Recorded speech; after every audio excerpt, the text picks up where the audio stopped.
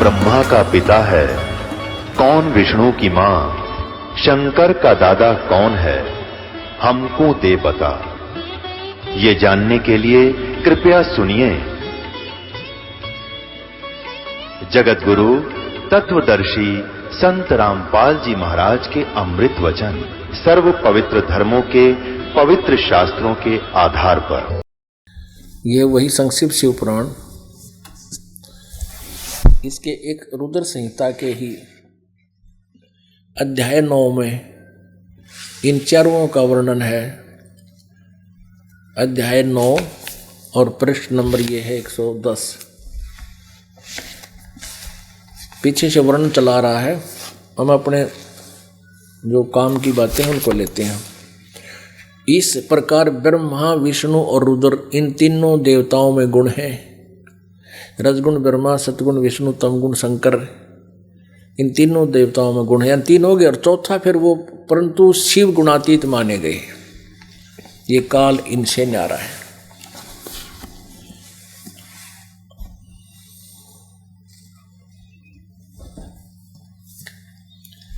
अपने आत्माओं, अब देवी भागवत के अंदर एक बहुत विस्तार से ये जानकारी आपको मिलेगी, आप हैरान रह जाओगे। इसी के विषय में गरीबदास महाराज जी को परमात्मा ने ज्ञान बताया, तब उन्होंने कहा था, मोती मुक्ता दर्शत नाही, ये जग है सब अंदरे, दिखत के तो नैन चश्म, इनका फेरा मोतिया बंदरे। ये विद्वान दिखे थे, महर्षि मंडलेश्वर कवावे थे, संस्कृत धारावाहिक बोला करते थे। आम जनसाधारण बड़ा प्रभावित होता था। विकासी विद्यापीठ पढ़ के आया है ब्राह्मण, सारी दुनिया उसके पीछे लग जाया करती थी, खूब उसने दक्षिणा देती थी, और जो भी वो सट्टे मारता वह सारे सच्चे मान लेते थे। अब आपको परमात्मा ने कहा है कि इस यथार्थ ज्ञान से ये कोई भी परिचित नहीं है, जैसा कल भी आपको दिखा था। लेकिन अब हम आपको सृष्टि रचना का विषय सुना रहे हैं, और सृष्टि रचना जब तक आपको समझ में नहीं आएगी, आप कुछ भी भक्ति मार्ग का किसी सदग्रंथ को नहीं समझ सकते, उसके बारे में कह भी नहीं जान सकते आप जी। तो इसलिए दास आपको सृष्टि रचना से पूरी तरह रंगना चाहता है। ये देखिएगा श्रीमद् देवी भागवत, श्रीमद् देवी भागवत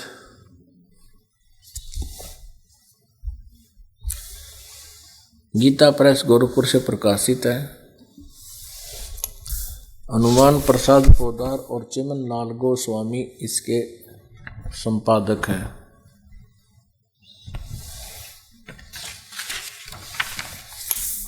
गीता प्रेस गोरखपुर से ये प्रकाशित है। 113 पृष्ठ से तीसरा स्कंद,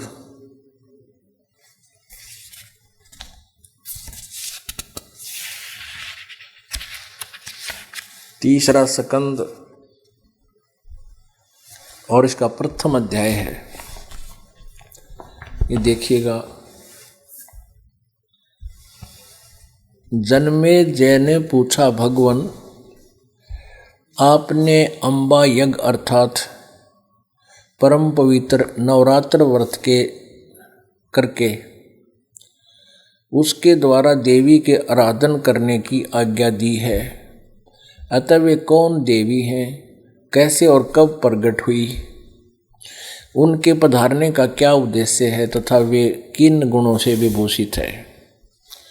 अंबा यज्ञ किस प्रकार होती है, उसका कैसा स्वरूप है और क्या विधान है। दयानिधे आप सर्वज्ञान संपन्न हैं।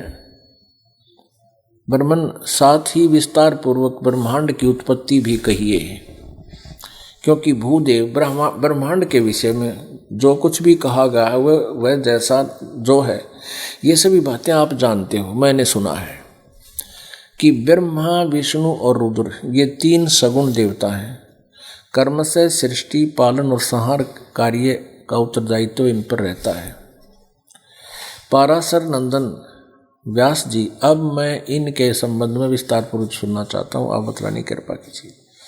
व्यास जी कहते हैं, राजन आपकी बुद्धि बड़ी विशाल है।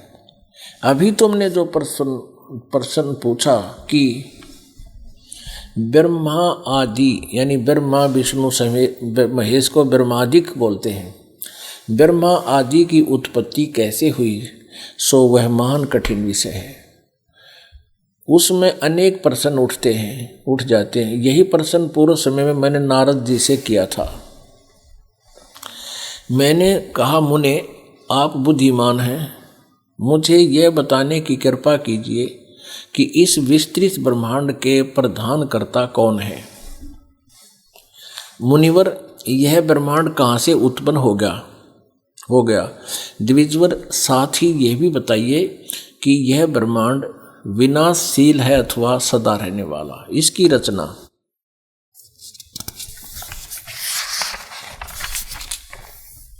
रचना करने वाला कोई एक है अथवा बहुत से इसके रचयिता है।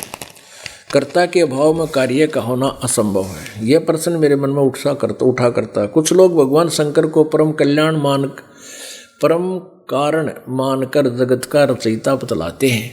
कुछ तो भगवान शंकर को बताते हैं। वे कहते हैं कि दूसरे कई लोग भगवान विष्णु की प्रशंसा किया करते हैं कि वे शक्तिशाली पुरुष हैं, अव्यक्त अखिल ऐश्वर्य के संपन्न परब्रह्म परमात्मा है। और कुछ दूसरे लोग ब्रह्मा जी को सृष्टि का प्रधान कारण बतलाते हैं। कितने आचार्य भवानी को संपूर्ण मनोरथ पूर्ण करने वाली बतलाते हैं। वे आदि माया महाशक्ति एवं परम पुरुष के साथ रहकर कार्य संपादन करने वाली प्रकृति है। प्रकृति दुर्गा के लिए संबोधित है, ध्यान रखना। ब्रह्म के साथ उनका अभेद संबंध है। दुर्गा का इस काल रूपी ब्रह्म के साथ अभेद संबंध है। ये पति पत्नी रूप में है। वे सृष्टि सतीथि और संहार कार्य में संलग्न रहती है। संपूर्ण का प्राणियों एवं देवताओं की भी जननी है। वे जननी है, उनका कभी जन्म और मरण नहीं होता। कितने श्रेष्ठ मुनि कहते हैं कि जो निरंजन निराकार निर्लेप निर्गुण अरूप एवं व्यापक ब्रह्म है, उन्हीं से जगत की सृष्टि हुई है। कहीं कहीं वेद और उपनिषद में वे ही ब्रह्म तेजों में बतलाए गए हैं। वे प्रधान पुरुष हैं। हजारों मस्तकों, आँखों, कानों, हाथों, मुखों व चरणों से संपन्न है। प्रकाश विष्णु का चरण है। यह बात स्पष्ट रूप से कही गई है। विद्वान पुरुष शांत निरंजन विराट पुरुष को प्रधान बताते हैं। कुछ दूसरे प्राचीन रहस्य को जानकर लोग उन्हें पुरुषोत्तम कहते हैं। अच्छा देखो, अब व्यास जी ने पूछा था नारद से, अब नारद जी कह रहे हैं जन्मेजय जो पांडवों का पोता था, राजा परीक्षित का बेटा, वो प्रश्न करता है व्यास से। व्यास कहता है कि जो प्रश्न तूने कहा ना ब्रह्मांड की रचना, मैंने नारद से पूछी थी। तो नारद जी के बताओ है। देखिए नारद जी कहते हैं, व्यास जी प्राचीन समय की बात है, यही संदेह मेरे हृदय में उत्पन्न हो गया था। तब मैं अपने पिता अमित तेजस्वी ब्रह्मा जी के स्थान पर गया और उनसे इस समय जिस विषय में तुम मुझसे पूछ रहे हो उसी विषय में मैंने पूछा। मैंने कहा, पिताजी यह संपूर्ण ब्रह्मांड कहाँ से उत्पन्न हुआ है? विभो आपने सम्यक प्रकार से इसकी रचना की है। अब नारद कहे, आपने रचा है अथवा विष्णु इसके विश्व के रचयिता है, या शंकर ने इसकी सृष्टि की है। जगत प्रभु आप विश्व के आत्मा हैं, सच्ची बात बताने की कृपा करें। नारद ने बेरा पिताजी गपोड़ भी पेल लगा जब ना समझ में आओगी, झूठ भी बोलता है। ना सच्ची बात बताइए। नहीं सच्ची बात कहने की क्या जरूरत थी, बताओ जो बताओ सब फाइनल है।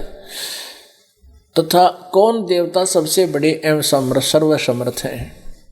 निष्पाप ब्रह्मा जी। इन सभी प्रश्नों का समाधान करके मेरे हृदय के संदेह को दूर करने की कृपा कीजिए। सत्यवती नंदन व्यास जी, नारद जी कह रहे हैं कि हे व्यास जी, इस प्रकार मेरे प्रसन्न करने पर लोक पिता में ब्रह्मा मुझसे कहने लगे। ब्रह्मा जी ने कहा, बेटा मैं इस प्रश्न का क्या उत्तर दूं? यह प्रश्न बड़ा ही जटिल है। तुम भगवान विष्णु से उसका समुचित समाधान पा सकते हो। महामते, अपने टला के विष्णु का निसरकाव है, लेकिन फिर भी जो जानता है बता रहा है। महामते, इस संसार में कोई भी रागी पुरुष ऐसा नहीं है जिसे यह रहस्य विदित हो, यानी सृष्टि रचना के बारे में कोई नहीं जानता। जो त्यागी, अहंकार रहित एवं ईर्षा शून्य है, वही इस रहस्य को जान सकता है। पूर्व काल में सर्वत्र जल ही जल था, सथा और जंगम जितने प्राणी में कोई भी नहीं थे। तब कमल से मेरी उत्पत्ति हुई। उस समय मुझे सूर्य, चंद्रमा, वृक्ष तथा पर्वत कोई भी दिखाई नहीं दे रहा था, नहीं पड़े। मैं कमल की कणका पर बैठकर विचार करने लगा, इस अगाध जल में मैं कैसे उत्पन्न हो गया, कौन मेरा रक्षक है, तथा इस प्रलय काल में सृष्टि एवं संहार करने वाले कौन वशिष्ठ पुरुष हैं। कहीं भी स्पष्ट रूप से भूमि भी नहीं दिखती जिस पर यह जल टिका हुआ है। यह कमल कैसे उत्पन्न हो गया? यों विचार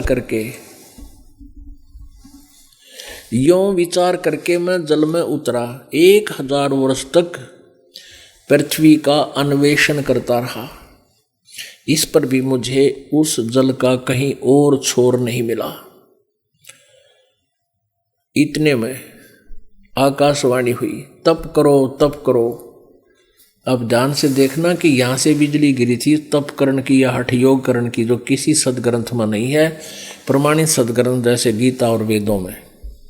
इस काल ने आकाशवाणी करी ब्रह्मा को, तप करो तप करो। कहते तब मैंने तपस्या आरंभ की। कमल पर बैठे ही 1000 वर्ष तक मैं तप करता रहा। फिर उसी समय सृष्टि करो, ऐसी आकाशवाणी सुनाई पड़ी। परमात्मा ने अपनी वाणी में कहा है, तपो तपो कर वाक्य सुनाया, लोक रचो बल मेरी माया। फिर कहते सृष्टि करो, तपो तपो तपो तपो कर वचन सुनाया, तप करो। और फिर कहा सृष्टि करो, ऐसी आकाशवाणी सुनाई पड़ी। उसे सुनकर मैं बड़े आश्चर्य में पड़ गया। सोचा कि किसकी सृष्टि करूं अथवा मेरा क्या कर्तव्य है। उसी समय मधु और कैटब नाम के 2 भयंकर दानव सामने आ गए। वे उस महावर्ण में मुझसे युद्ध करने की इच्छा प्रकट करने लगे। मैं उनसे भयभीत हो उठा। तब कमल का डंठल पकड़कर जल में उतरा। वहां मुझे एक परम अद्भुत पुरुष के दर्शन मिले। उनका श्री विग्रह मेघ के समान श्याम था, पीताम्बर पहने था, 4 भुजाएं थी, शेष नाग की सैया पर सोए थे। उन जगत प्रभु के गले को वनमाला सुशोभित कर रही थी। शंख, चक्र, गदा और पद्म, इन 4 आयुधों से शस्त्रों से वे अनुपम शोभा पा रहे थे।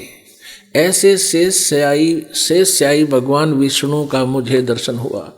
वे योग निंद्रा के वशीभूत होकर गाढ़ी नींद में सोए पड़े थे। वास्तव में क्या है कि बेहोश कर रखा था काल ने। दुर्गा इसमें भूतनी की तरह प्रवेश करके अन्य रूप बना के इसको अचेत किए हुए थी, जैसे प्रेत आत्माएं अन्य को अचेत कर देते हैं किसी में प्रवेश करके। उनकी सारी चेष्टाएं शांत थी। विष्णु जी बेहोश पड़ा था। नारद जी शेष नाग की सैया पर सोए हुए उन प्रभु को देखकर मेरा मन चिंतित हो उठा। इतने में भगवती योग निंद्रा याद आ गई। मैंने उनका सत्वन किया। तब वे कल्याणमयी भगवती श्री विष्णु के विग्रह से निकलकर वह भूतनी की तरह उसमें बढ़ रही थी, बेहोश कर रही थी उसको, अन्य रूप धारण करके। एक सिद्धि बहुचोलेदार है।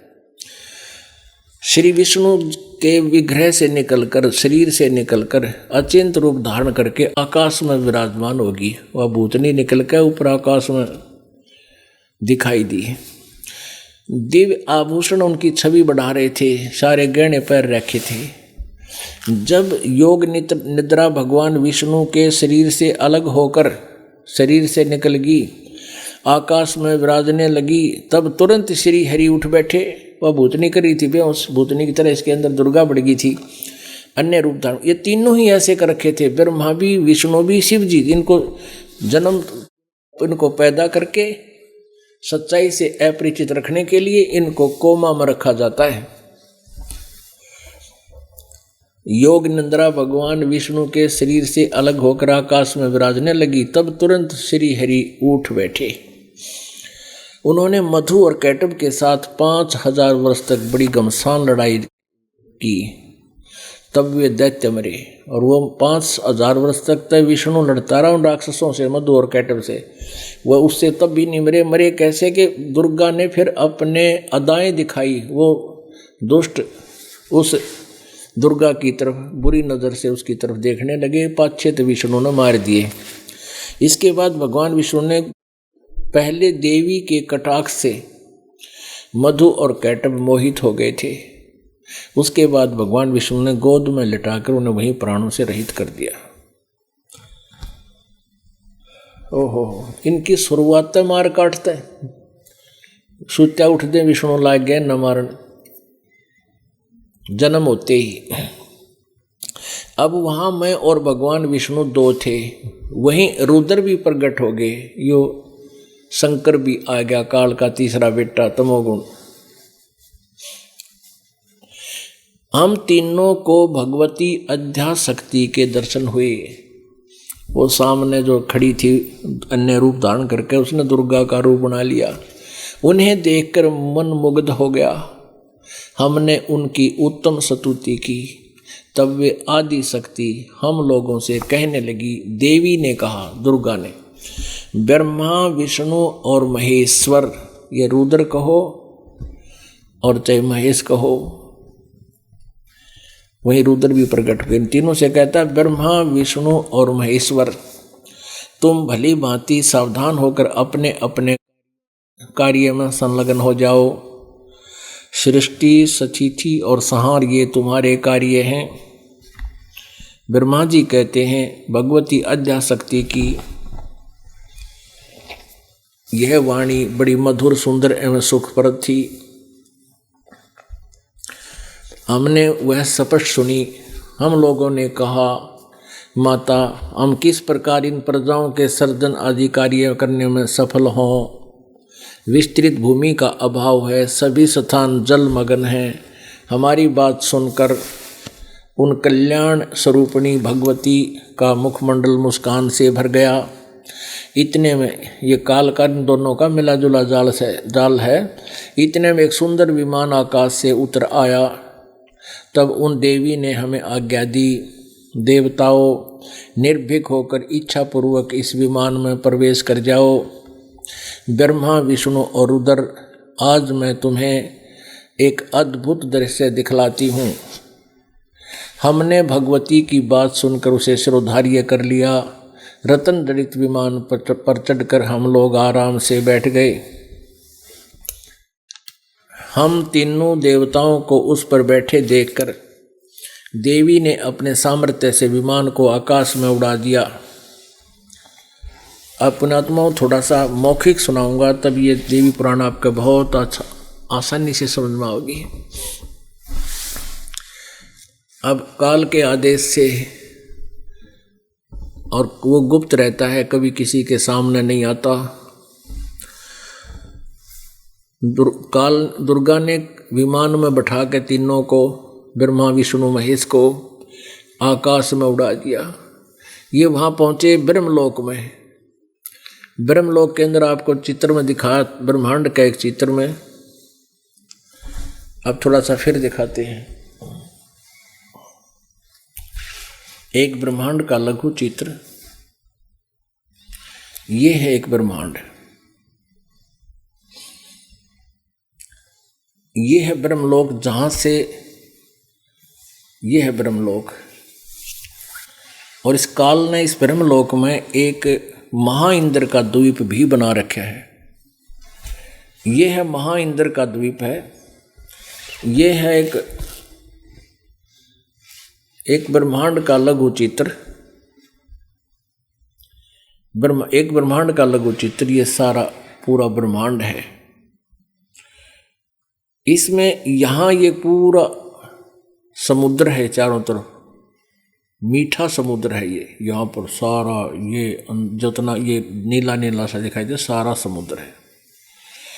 और इस समुद्र में ब्रह्मा, विष्णु और महेश को इस किनारे पर एक साइड में मीठे जल का समुद्र है, यहाँ इनको तीनों को रखा हुआ था। विष्णु शिव जी को कैलाश पर्वत पर बेहोश रखा था और विष्णु जी को शेष सैया पर लेटा दिया और उसकी नाभि से कमल बना दिया, अपनी शक्ति से उसको ऊपर ब्रह्मा लौटा दिया। तो ये सबसे पहले ये यहाँ आए इस महाइंद्र के द्वीप में, इसे आगे रास्ता बंद कर रखा इसने।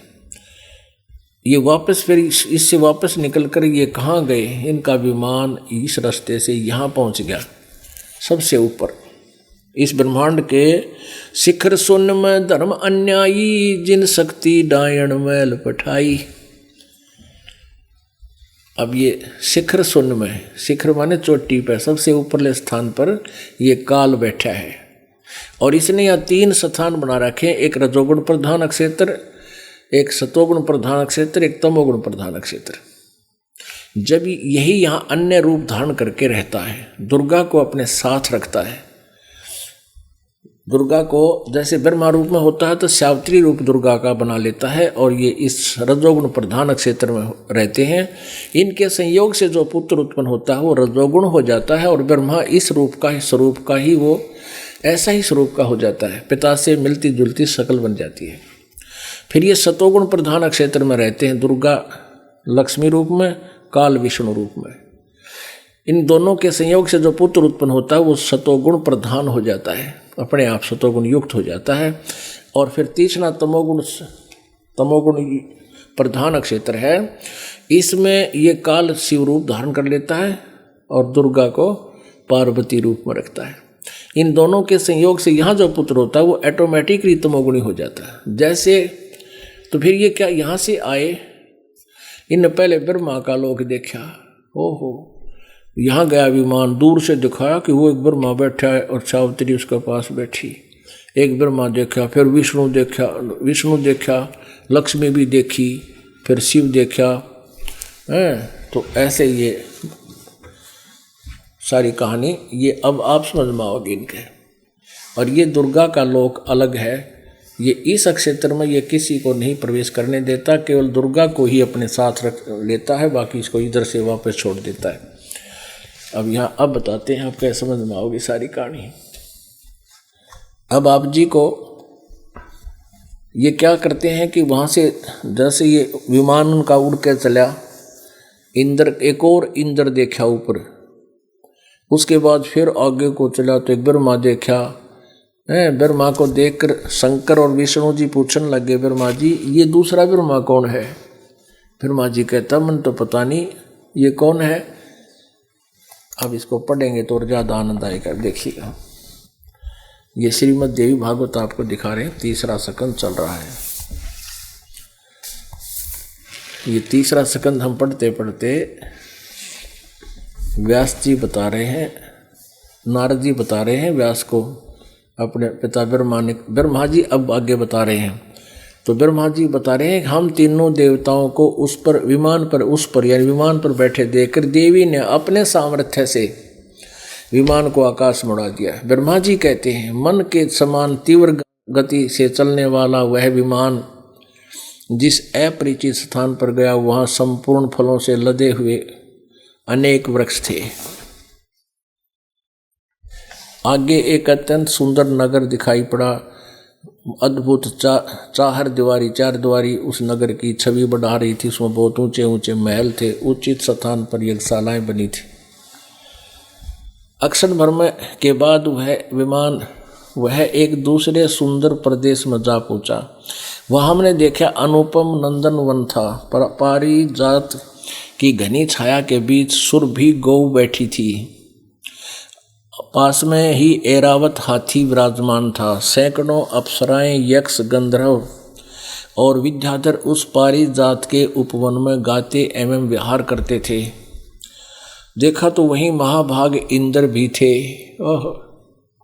उनके समीप उनकी प्राण प्रिय सची विद्यमान थी। उस स्वर्ग के दृश्य को देखकर, ये महास्वर्ग है पुण्यात्माओं, देखियो ब्रह्मलोक है वो, आश्चर्यचकित हो गए।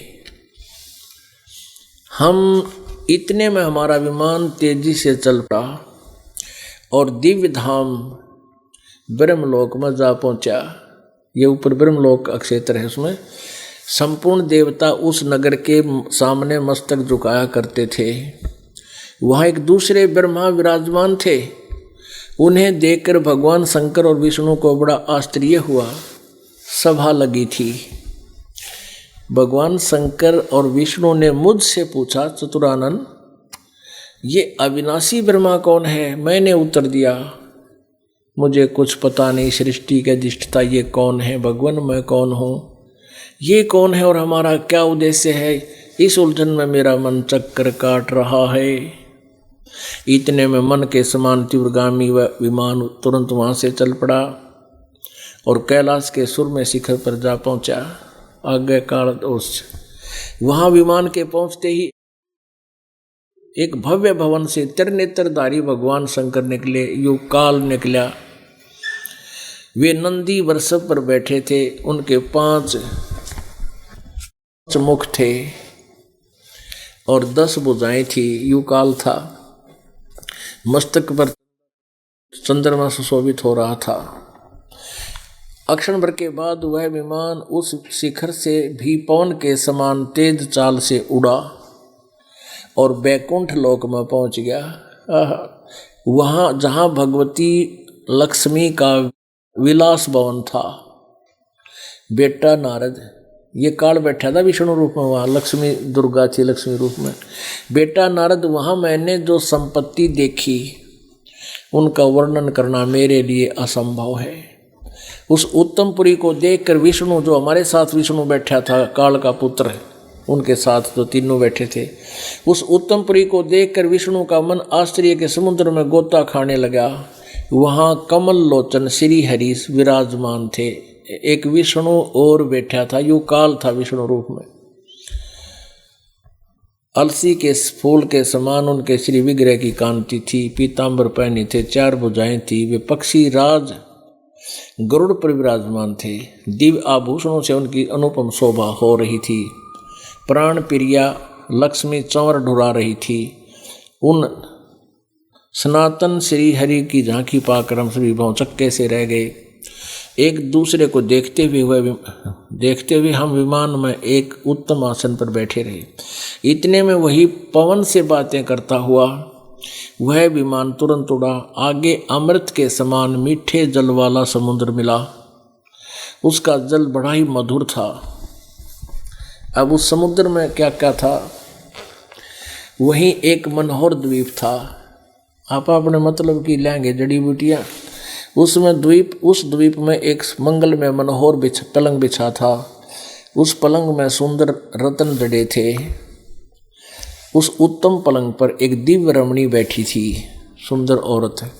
वे ऐसी प्रभावपूर्ण देवी थी मानो करोड़ों बिजलियां एक साथ चमक रही हों। अत्यंत सुंदर मुख था, लाल लाल दांत थे। करोड़ों लक्ष्मियों से भी अधिक वह सुंदर थी।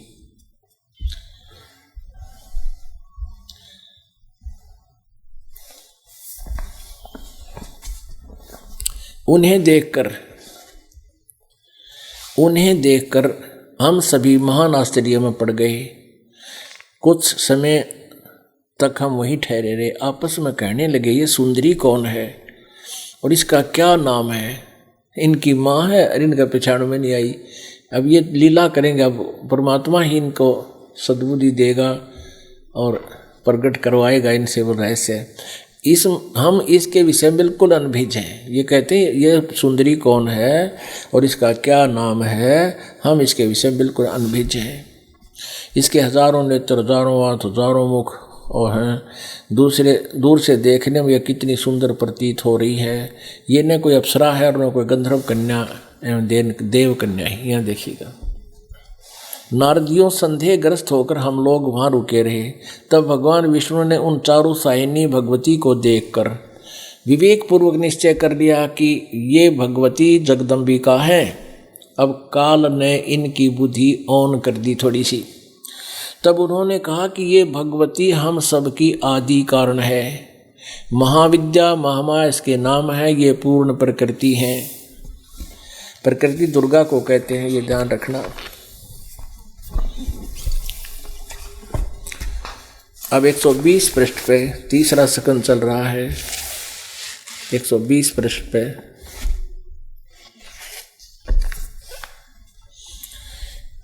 ये वे ही दिवांगना है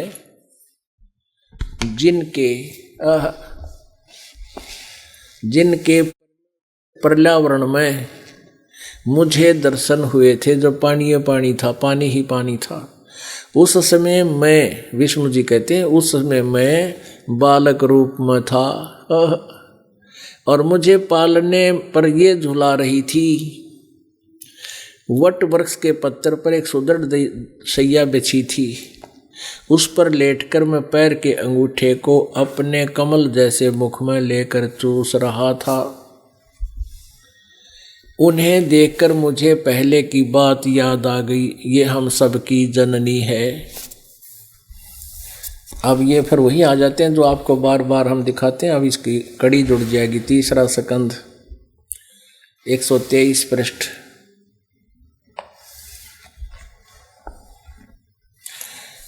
विष्णु जी अपनी माँ दुर्गा की स्तुति कर रहे हैं। तुम शुद्ध स्वरूपा हो, ये सारा संसार तुम ही से उद्भासित हो रहा है। मैं ब्रह्मा और शंकर हम सभी तुम्हारी कृपा से विद्यमान हैं। हमारा आविर्भाव माने जन्म, तिरोभाव माने मृत्यु हुआ करता है। हमारा तो जन्म मृत्यु होता है, हम अविनाशी नहीं हैं, हम तो नाशवान हैं। केवल तुम ही नित्य हो, जगत जननी हो, प्रकृति और सनातनी देवी हो। भगवान शंकर बोले, देवी यदि महाभाग विष्णु तुम ही से प्रकट हुए हैं तो उनके बाद उत्पन्न होने वाले ब्रह्मा भी तुम्हारे ही बालक हुए। फिर मैं तमोगुणी लीला करने वाला शंकर क्या तुम्हारी संतान नहीं हुआ? अर्थात मुझे भी उत्पन्न करने वाली तुम ही हो शिवे। संपूर्ण संसार की सृष्टि करने में तुम बड़ी चतुर हो। इस संसार की सृष्टि स्थिति और संहार में तुम्हारे गुण सदा समर्थ हैं। उन्हीं तीनों गुणों से उत्पन्न हम, रजगुण ब्रह्मा, सतगुण विष्णु, तमगुण शिव जी, हम ब्रह्मा विष्णु एवं शंकर नियमा अनुसार कार्य में तत्पर रहते हैं। अब देखिएगा तीसरा सकंद और 5वां अध्याय इसी देवी पुराण का। अब ब्रह्मा ने पूछा दुर्गा से, ये 125 पृष्ठ पे है।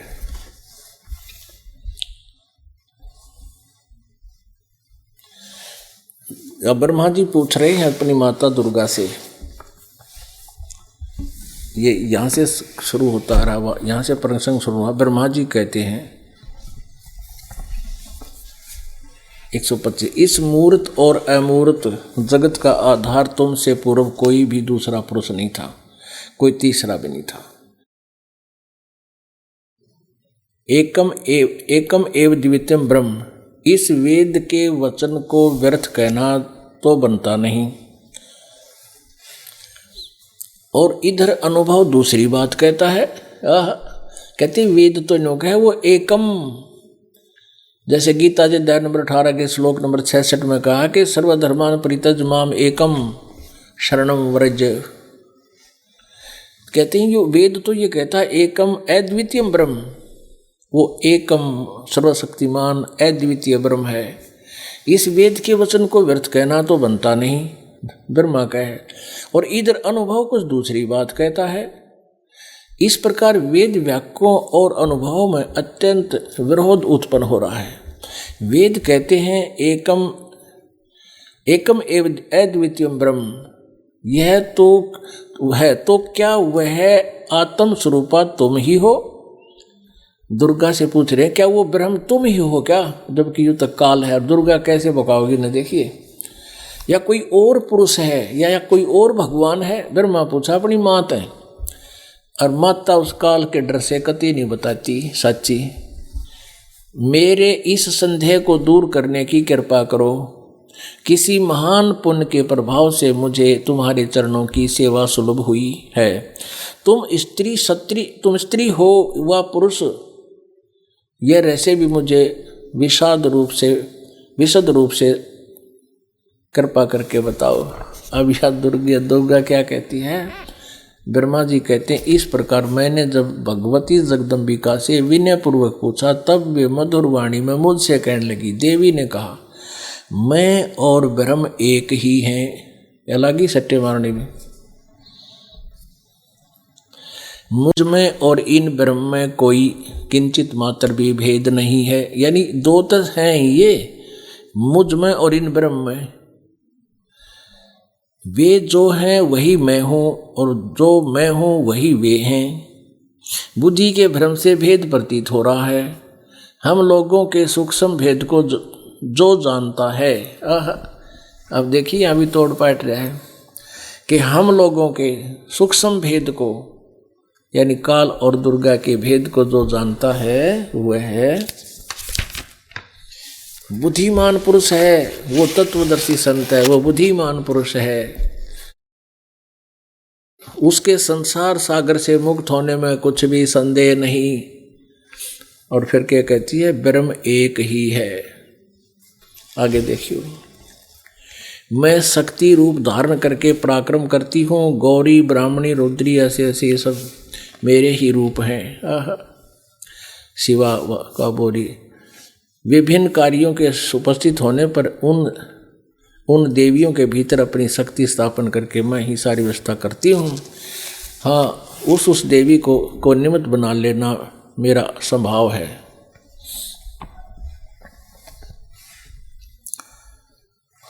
फिर इनका ब्याह करे है। ब्रह्मा जी, दुर्गा कह रही है, इस शक्ति को तुम अपनी स्त्री बनाओ।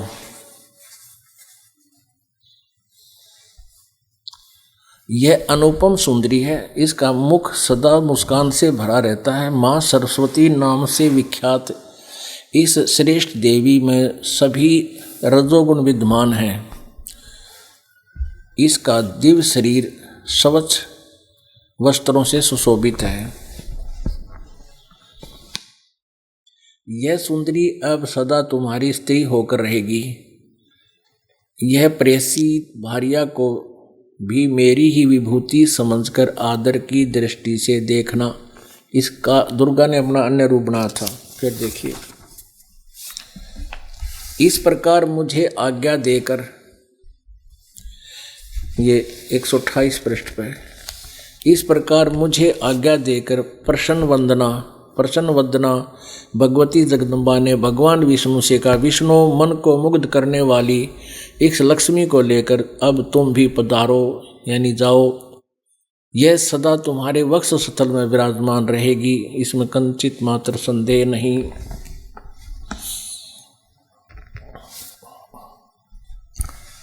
अब देवी ने कहा, ये 128 पर, देवी ने कहा, शंकर, मन को मुग्ध करने वाली यह महाकाली गौरी नाम से विख्यात है।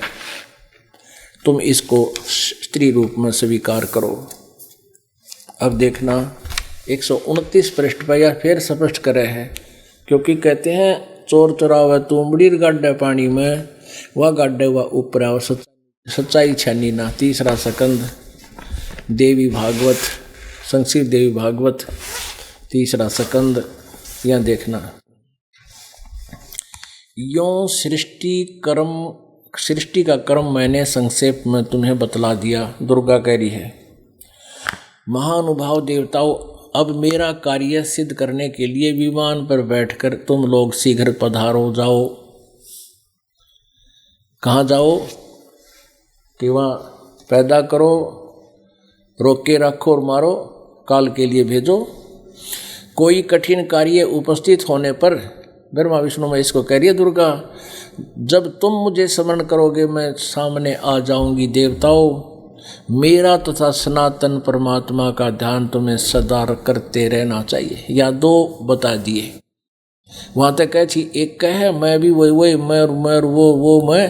अरे स्पष्ट कर दिया कि मेरा और सनातन तथा सनातन परमात्मा का ध्यान तुम्हें सदा करते रहना चाहिए। हम दोनों का श्रवण करते रहोगे। अब हो गए ना दो, वाणियों की थी ना बुद्धि के भेद से दो हैं। और फिर ने बता दिया जो हमारी सही जड़ न जानता है, हमारे मूल को जानता है, वो विद्वान पुरुष है। हम दोनों का श्रवण करते रहोगे तो तुम्हारे कार्य सिद्ध होने में किंचित मात्र भी संदेह नहीं रहेगा। अब लंबा प्रकरण है परमात्मा प्यारी आत्माओं। बुद्धिमान को संकेत ही बहुत होता है। अब ये सृष्टि रचना आप जी को पुराणों से बता दी। वैसे तो इसका बहुत विस्तार है, लेकिन फिर समय आने पर आपको फिर बताएंगे। अब आपको जो प्रसंग चल रहा है कि आज का ये महत्वपूर्ण दिन फाल्गुन सुदी द्वादशी, परमात्मा स्वयं आए चलकर सतलोक से। उस परमेश्वर ने ये सारी सृष्टि रचना यथार्थ रूप में बताई। 600 वर्ष पहले बताई थी, 250 वर्ष पहले गरीबदास जी को आकर के यही जो कि तुम सृष्टि रचना सुना गए, जो गरीबदास जी ने अपनी अमृतवाणी में भी लिपिबद्ध की हुई है। और धर्मदास जी ने 600 लगभग 550 वर्ष पहले कबीर सागर में भी या नो की नो वर्णित है। अब ये पुराण भी समर्थन कर रहे हैं परमात्मा की 600 वर्ष पहले बोली उस सच्चिदानंद घन ब्रह्म की वाणी, कबीर वाणी का, कि ब्रह्मा विष्णु महेश नासवान है, इनकी जन्म मृत्यु होती है, इनके माता पिता हैं। कबीर परमेश्वर जी एक प्रश्न किया करते थे, कौन ब्रह्मा का पिता है, कौन विष्णु की माँ, शंकर का दादा कौन है, पंडित जी दो बता। अब किसी के पास जवाब नहीं था, पीछे पड़ दिया ये तो झूठा है, कपटी है, अज्ञानी है, अनपढ़ अशिक्षित है, इसको वेदों और पुराणों का क्या ज्ञान है। परमात्मा क्या करते, डट जाओ तुम न देखूं तगा आन दो समय। वह उस समय तो परमात्मा अगर ये वाणी ना बोल कर जाते, आज दास आपको कैसे पहचान करवाता कबीर इज गॉड। आज सत्य सिद्ध होगा कि भगवान कबीर भगवान है, जिन्हें सारे वेद और सदग्रंथों का पहले ज्ञान था। सदग्रंथों में तो बल्कि कटमा बात लिख रखी है, भगवान ने अपनी सूक्ष्म वाणी में तक कति कंटिन्यूसली सृष्टि रचना सब विस्तार से बताई गई है। अब क्या कहा फिर कबीर परमात्मा गरीबदास जी को मिले तो क्या बताया, अवगत राम कबीर हैं चकवे अविनाशी, ब्रह्मा विष्णु बजीर हैं शिव करे खवासी।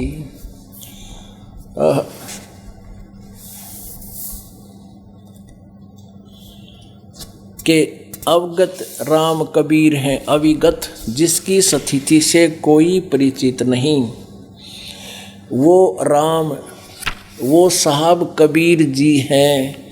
और वो चकवे अविनाशी, ओए होए चकवे अविनाशी, चकवे माने चक्रवर्ती। अब जैसे ब्रह्म कितने समय तक है रहता है, स्थिर है, पर ब्रह्म कितने समय तक स्थिर है, और पूर्ण परमात्मा सदा के लिए स्थिर है, अविनाशी है। सुख सागर राम कबीर है दुख दूर निवारे, ओए होए वो पाप काटने वाला, पाप का हरण करने वाला।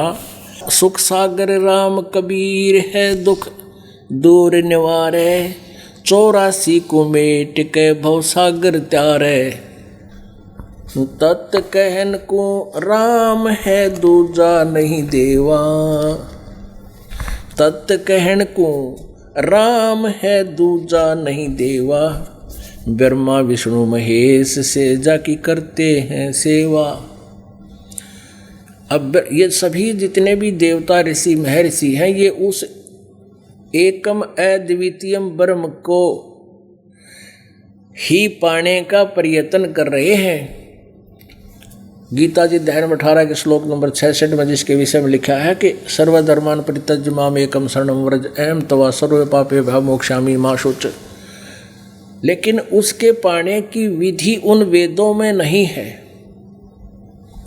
तो क्या बताते हैं, जप तप तीर्थ थोथरे जाकी क्या आशा, और कोटि यज्ञ पुण्य दान से जम कटे नहीं फांसा। अब क्या बता रहे हैं कि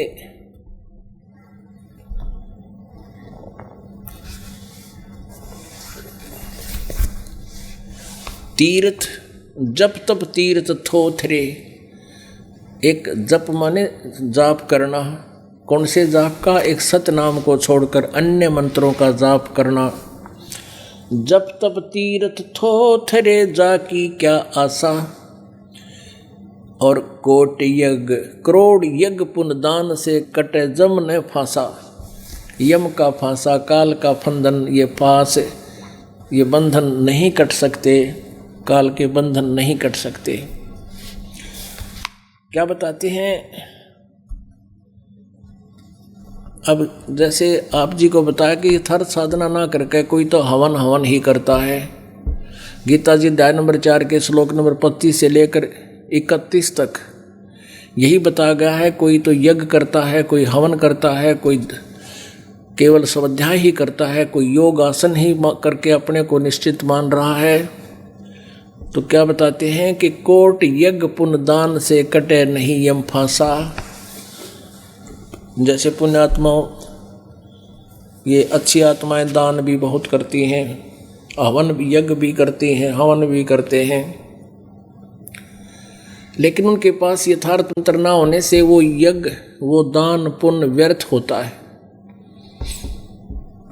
अब जैसे खेत में बीज बोया नहीं गेहूं का, और उसमें खाद सिंचाई डालना शुरू कर दिया, जल, अब उसका क्या लाभ होगा, घास उग जाएगा, और जिसके उद्देश्य से वो किसान ने खेत खरीदा है, वो बीज बोए बिना केवल खाद और जल डालते रहे खेत में, कोई यूज नहीं। ऐसे जिसके पास सत भक्ति, सतनाम, ये सच्चा मंत्र पूर्ण संत से लेकर जाप करने का नहीं है, चाहे वो कितना हवन करें, यज्ञ करें, कितना दान करें, वो तो ऐसा है बीज रहित खेत में खाद और जल डालना, सिंचाई करना। अब जैसे कोई रोगी है, उसको दीर्घ रोग है, जीर्ण शीर्ण शरीर हो गया है, तो डॉक्टर के पास जाते हैं। डॉक्टर सबसे पहले ग्लूकोज लगाता है। ग्लूकोज रोग काटने की दवाई नहीं है, वो तो शरीर को सपोर्ट देती है, पानी की कमी को पूरा करती है। और यदि उस डॉक्टर के पास वो रोगनाशक ट्रीटमेंट नहीं है, तो केवल उस ग्लूकोज से वो काफ़ी समय तक जीवित नहीं रख सकता, थोड़ा बहुत राहत अवश्य मिलती है। तो पुण्यात्माओं, यहाँ क्या बताया है, तत् कहण को राम है दूजा ना देवा। कहते वैसे विचार भिन्नता बताने के लिए इन ब्रह्मा विष्णु महेश ब्रह्म परब्रह्म को भी राम बोल रहे हैं, लेकिन और राम है ही नहीं, और परमात्मा है ही नहीं, एक ही है, वो सतपुरुष ही एक परमात्मा है। और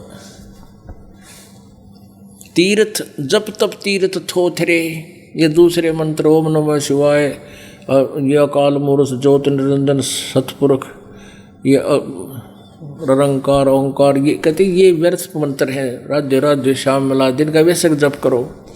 जप तप तीर्थ थोथरे जिनकी क्या आशा, और कोट यज्ञ पुण्य दान से यम कटे नहीं फांसा। यहाँ लेन वहाँ देन है, ये मिटे नहीं झगड़ा, वो बिना पंथ की बाट है पावे को दकड़ा। बिन इच्छा जो देत है सो दान कहावे, फल बचनी तास का फिर अमरापुर जावे। अब क्या बताते हैं कि जैसे आपने यहाँ अब दूसरी बात ये है कि परमात्मा का विधान समझाने के लिए पुण्यात्माओं बहुत ढेर सारा समय चाहिए। 1 महीना तो लगातार सुनना चाहिए तुमने, 2-2 दिन में 3-3 घंटे, तब जाके आप बात समझ में आवे। फिर भी बहुत कृपा प्रभु की, आपको 15वें दिन 10वें दिन ये सत्संग सुनने को मिल रहा है। और उधर से परमात्मा आपकी जमानत भी करवा के लावा है यहाँ पर। आप नहीं आ सकते, ये भूल जाना। ये तो दयालु भगवान है, आपके ना जाने कितने तो संकटों को टालता है, आपकी रुकावटों को दूर करता है जब आप हृदय से मालिक के यहाँ आने की चेष्टा करते हो। तो क्या बताते हैं कि एक तरफ तो ये कहते हैं कि भाई परमात्मा कह रहे हैं कि ये सब व्यर्थ है, दान धर्म जो करते हैं। फिर ये भी कहते हैं कि जो जैसा कर्म करता वैसा फल भी मिलेगा। तो क्या बताया कि यहाँ देन वहाँ लेन है, यूँ मिटे नहीं झगड़ा। यहाँ दान कर दिया, तप कर लिया, स्वर्ग महास्वर्ग में चले गए, वहाँ देवता बनकर उसका नाश कर दिया, होटल में जा बैठे। नो सोच लो, अपनी पूंजी को खर्च करके फिर आगे कहते ये मिटे नहीं झगड़ा। ये चक्कर तुम्हारा कभी समाप्त नहीं होगा। ये समाप्त होगा कैसा, ये कैसे समाप्त होगा, उसके लिए क्या बताते हैं।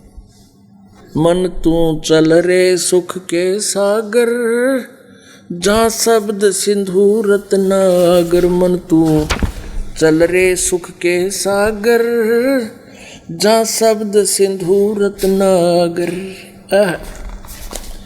भाई कोट जन्म तन भरमत होगे, कुछ ना हाथ लग्या रे। कोटि जन्म तन भरमत होगे, कुछ ना हाथ लग्या रे।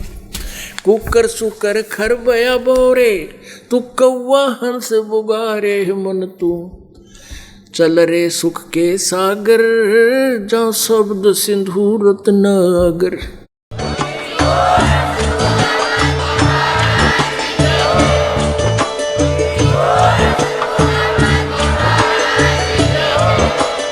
आप सुन रहे थे जगत गुरु तत्वदर्शी संत रामपाल जी महाराज जी के मंगल प्रवचन। अधिक जानकारी के लिए विजिट कीजिए हमारी वेबसाइट www.jagatgururampalji.org। संत रामपाल जी महाराज जी के शुभ आशीर्वाद से पूरे विश्व भर में 500 से भी ज्यादा नाम दीक्षा केंद्र हैं, जिन पर संत रामपाल जी महाराज जी द्वारा ऑनलाइन निशुल्क नाम दीक्षा दी जा रही है। अपने नजदीकी नाम दीक्षा केंद्र का पता करने के लिए संपर्क करें 8222880541।